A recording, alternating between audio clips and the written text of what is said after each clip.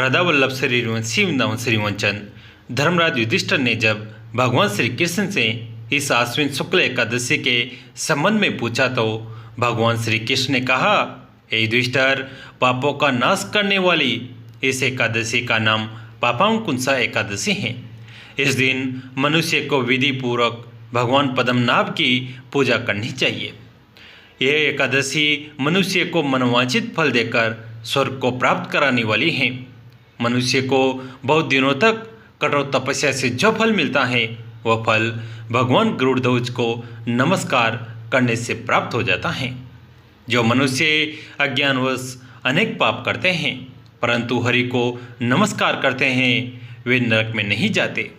विष्णु के नाम के कीर्तन मात्र से संसार के सब तीर्थों के पुण्य का फल मिल जाता है। जो मनुष्य सारंग धनुषधारी भगवान विष्णु की शरण में जाते हैं उन्हें कभी भी यम यातना भोगनी नहीं पड़ती। जो मनुष्य वैष्णव होकर शिव की और सेव होकर वैष्णु की निंदा करते हैं वे उससे नरकवासी होते हैं। सहस्त्रों वाजपेयी और अश्वमेध यज्ञ से जो फल प्राप्त होता है वह एकादशी के व्रत के 16 भाग के बराबर भी नहीं होता है। संसार में एकादशी के बराबर कोई पुण्य नहीं, इसके बराबर पवित्र तीनों लोकों में कुछ भी नहीं। इस एकादशी के बराबर कोई व्रत नहीं। जब तक मनुष्य पद्मनाभ की एकादशी का व्रत नहीं करते हैं तब तक उनकी देह में पाप वास कर सकते हैं। अश्विन मास के पापांकुशा व्रत की कथा के अनुसार प्राचीन समय में विंध्य पर्वत पर क्रोधन नामक एक बहेलिया रहता था। वो बड़ा क्रूर था। उसका सारा जीवन हिंसा, लूटपाट, मद्यपान और गलत संगति पाप कर्मों में बीता। जब उसका अंतिम समय आया तब यमराज के दूत बहेले को लेने आए और यमदूत ने बहेले से कहा कि कल तुम्हारे जीवन का अंतिम दिन है, हम तुम्हें कल लेने आएंगे। ये बात सुनकर बहेलिया बहुत भयभीत हो गया और महर्षि अंगिरा के आश्रम में पहुंचा और महर्षि अंगिरा के चरणों पर गिरकर प्रार्थना करने लगा, हे ऋषिवर, मैंने जीवन भर पाप कर्म ही किए हैं। कृपा कर मुझे कोई ऐसा उपाय बताइए जिससे मेरे सारे पाप मिट जाए और मोक्ष की प्राप्ति हो जाए। उसके निवेदन पर महर्षि अंगिरा ने उसे आश्विन शुक्ल की पापांकुशा एकादशी का विधि पूर्वक व्रत रखने के लिए कहा। महर्षि अंगिरा के कहे अनुसार उस बहेले ने यह व्रत किया और किए गए सारे पापों से छुटकारा पा लिया और इस व्रत के प्रभाव से उसके सभी संचित पाप नष्ट हो गए तथा उसे मोक्ष की प्राप्ति हुई। अतः हे राजेंद्र, ये एकादशी स्वर्ग, मोक्ष, आरोग्यता, सुंदर स्त्री तथा अन्न और धन की देने वाली हैं। एकादशी के व्रत के बराबर गंगा, गया, काशी, कुरुक्षेत्र और पुष्कर भी पुण्यवान नहीं है। हरिवासर तथा एकादशी का व्रत करने और जागरण करने से सहज ही मनुष्य विष्णु पद को प्राप्त होता है। हे युधिष्ठिर, इस व्रत के करने वाले 10 पीढ़ी मातृ पक्ष, 10 पीढ़ी पितृपक्ष, 10 पीढ़ी स्त्री पक्ष तथा 10 पीढ़ी मित्र पक्ष का उद्धार कर देते हैं। वे दिव्य धारण कर चतुर्भुज रूप हो पीताम्बर पहने और हाथ में माला लेकर गरुड़ पर चढ़कर विष्णु लोक को जाते हैं। हे नपोतम, बाल्यावस्था, युवावस्था और वृद्धावस्था में इस व्रत को करने से पापी मनुष्य भी दुर्गति को प्राप्त न होकर सद्गति को प्राप्त होता है। अश्विन मास के शुक्ल पक्ष के इस पापांकुशा एकादशी का व्रत जो मनुष्य करते हैं वे अंत समय में हरिलोक को प्राप्त होते हैं तथा समस्त पापों से मुक्त हो जाते हैं। सोना, तिल, भूमि, गोवन, जल, छत्री तथा जूती दान करने से मनुष्य यमराज को नहीं देखता। जो मनुष्य किसी प्रकार के पुण्य कर्म किए बिना जीवन के दिन व्यतीत करता है वह लोहार की भट्टी की तरह सांस लेता हुआ निर्जीव के समान ही है। निर्धन मनुष्य को भी अपनी शक्ति के अनुसार दान करना चाहिए तथा धन वालों को सरोवर, बाग, मकान आदि बनवाकर दान करना चाहिए। ऐसे मनुष्यों को यम का द्वार नहीं देखना पड़ता तथा संसार में दीर्घायु होकर धनाढ्य, कुलीन और रोग रहित रहते हैं। इस व्रत को करने वाला दिव्य फल प्राप्त करता है। इंद्र ने कहा, राजन, आप संपूर्ण कर्मों को समाप्त करके घर छोड़कर वन में चले गए थे। अतः नहुष पुत्र ययाति, मैं आपसे पूछता हूँ कि आप तपस्या में किसके समान हैं? ययाति ने कहा, इंद्र, मैं न तो देवताओं में एवं मनुष्यों में तथा न गंधर्वों और महर्षियों में किसी को ऐसा देख रहा हूँ जो तपस्या में मेरे समान हो, अर्थात मैं तप में आदित्य हूँ। इंद्र बोले, राजन, आपने अपने समान अपने से बड़े और छोटे लोगों का प्रभाव न जानकर सबका तिरस्कार किया है। अतः आपके इन पुण्य लोकों में रहने की अवधि समाप्त हो गई, क्योंकि दूसरों की निंदा करने के कारण आपका पुण्य क्षीण हो गया। इसलिए अब आप यहाँ से नीचे गिरेंगे। ययाति ने कहा, देवराज इंद्र, देवता, ऋषि, गंधर्व और मनुष्य आदि का अपमान करने के कारण यदि मेरे पुण्य लोक क्षीण हो गए हैं तो इंद्रलोक से भ्रष्ट होकर मैं साधु पुरुषों के बीच गिरने की इच्छा रखता हूँ। इंद्र बोले, राजन ययाति, आप यहाँ से च्युत होकर साधु पुरुषों के ही समीप गिरेंगे और वहाँ अपनी खोई हुई प्रतिष्ठा पुनः प्राप्त कर लेंगे, किंतु ये सब जानकर आप फिर आगे कभी अपनी बराबरी वाले तथा अपने से बड़े लोगों का अपमान मत कीजिएगा। शौनक जी कहते हैं, शतानिक तदंतर देवराज इंद्र के सेवन करने योग्य पुण्य लोगों का परित्याग कर राजा ययाति नीचे गिरने लगे। उस समय राजर्षियों में श्रेष्ठ एवं उत्तम धर्म विधि के पालक अष्टक ने उन्हें गिरते देखा। तब उन्होंने उन ययाति से इस प्रकार कहा। अष्टक ने पूछा, इंद्र के समान सुंदर रूप वाले तरुण पुरुष आप कौन हैं? आप अपने तेज से अपरे की भांति देदीप्यमान हो रहे हैं। मेघ रूपी घने अंधकार वाले आकाश से आकाशधारी ग्रहों में श्रेष्ठ सूर्य के समान आप कैसे गिर रहे हैं? आपका तेज सूर्य और अग्नि के सदृश है। आप अप्रमेय शक्तिशाली जान पड़ते हैं। आपको सूर्य के मार्ग से गिरते देख हम सब लोग मोहित आश्चर्यचकित होकर इस तर्क वितर्क में पड़े हैं कि ये क्या गिर रहा है। आप इंद्र, सूर्य और विष्णु के समान प्रभावशाली हैं। आपको आकाश में स्थित देखकर हम सब लोग अब यह जानने के लिए आपके निकट आए हैं कि आपके पतन का यथार्थ कारण क्या है। हम पहले आपसे कुछ पूछने का साहस नहीं कर सकते और आप भी हमसे हमारा परिचय नहीं पूछते कि हम कौन हैं। इसलिए मैं ही आपसे पूछता हूँ, मनोरम रूप वाले महापुरुष, आप किसके पुत्र हैं और किस लिए यहाँ आए हैं? इंद्र के तुल्य शक्तिशाली पुरुष, आपका भय दूर हो जाना चाहिए।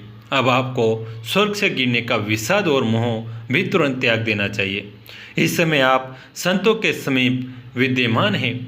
बलदानव का नाश करने वाले इंद्र भी अब आपका तेज सहन करने में असमर्थ हैं। देवेश्वर इंद्र के समान तेजस्वी महानुभाव सुख से वंचित होने वाले साधु पुरुषों के लिए सदा शांति परम आश्रय हैं। वे स्थावर और जन्म सभी प्राणियों पर शासन करने वाले सत्पुरुष यहाँ एकत्र हुए हैं। आप अपने समान पुण्यात्मा संतों के बीच में स्थित हैं। जैसे तपने की शक्ति अग्नि में है, बोए हुए बीजों को धारण करने की शक्ति पृथ्वी में है, प्रकाशित होने की शक्ति सूर्य में है, उसी प्रकार संतों का स्वामित्व उन पर शासन करने की शक्ति केवल अतिथि को ही प्राप्त है। यति ने कहा, महात्मन, मैं नहुष का पुत्र और पुरु का पिता यति हूँ। समस्त प्राणियों का अपमान करने से मेरा पुण्य क्षीण हो गया है। इस कारण मैं देवताओं तथा सिद्धों के लोकों से च्युत होकर नीचे गिर रहा हूँ। मैं आप लोगों से अवस्था में बड़ा हूँ, अतः आप लोगों को प्रणाम नहीं कर रहा हूँ। दिव्य जातियों में जो विद्या, तप और अवस्था में बड़ा होता है वही पूजनीय माना जाता है। अष्टक बोले, राजन, आपने जो ये कहा है कि मैं अवस्था में बड़ा इसलिए ज्येष्ठ हैं, सो इसमें आप कुछ अधिक कह गए, क्योंकि द्विजों में जो विद्या और तपस्या में बड़ा चढ़ाव होता है वही पूज्य माना जाता है। यति ने कहा, पाप को पुण्य कम का नाशक बताया जाता है। वह नरक की प्राप्ति कराने वाला है और वह उद्धरण पुरुषों में ही देखा जाता है। श्रेष्ठ पुरुष दुराचारी पुरुषों के दुराचार का अनुसरण नहीं करते। पहले के साधु पुरुष भी उन श्रेष्ठ पुरुषों के ही अनुकूल आचरण करते हैं। मेरे पास पुण्य रूपी बहुत धन था किंतु दूसरों की निंदा करने के कारण वो सब नष्ट हो गया। अब मैं चेष्टा करके भी उसे नहीं पा सकता। मेरी इस दुरवस्था को सूझबूझकर जो आत्म कल्याण में संलग्न रहता है वही ज्ञानी और धीर हैं। इस जीव जगत में भिन्न भिन्न स्वभाव वाले बहुत से प्राणी हैं, वे सभी प्रारब्ध के अधीन हैं, अतः उनके धनादि पदार्थों के लिए किए हुए उद्योग और अधिकार सभी व्यर्थ हो जाते हैं। इसलिए धीर पुरुषों को चाहिए कि वह अपनी बुद्धि से प्रारब्ध ही बलवान है, यह जानकर दुख या सुख जो भी मिले उसमें विकार को न प्राप्त हो। जीव जो सुख अथवा दुख पाता है और उसे प्रारब्ध यानी भाग्य से ही प्राप्त होता है, अपनी शक्ति से नहीं। अतः प्रारब्ध को ही बलवान मानकर मनुष्य किसी प्रकार से भी हर्ष अथवा शोक करे न करे, दुखों से संतप्त न हो और शोकों से हर्षित न हो। धीर पुरुष सदा संभव से ही रहे और भाग्य को ही प्रबल मानकर किसी प्रकार चिंता एवं हर्ष के वशीभूत न हो। अष्टक में कभी भय में पढ़कर मोहित नहीं होता।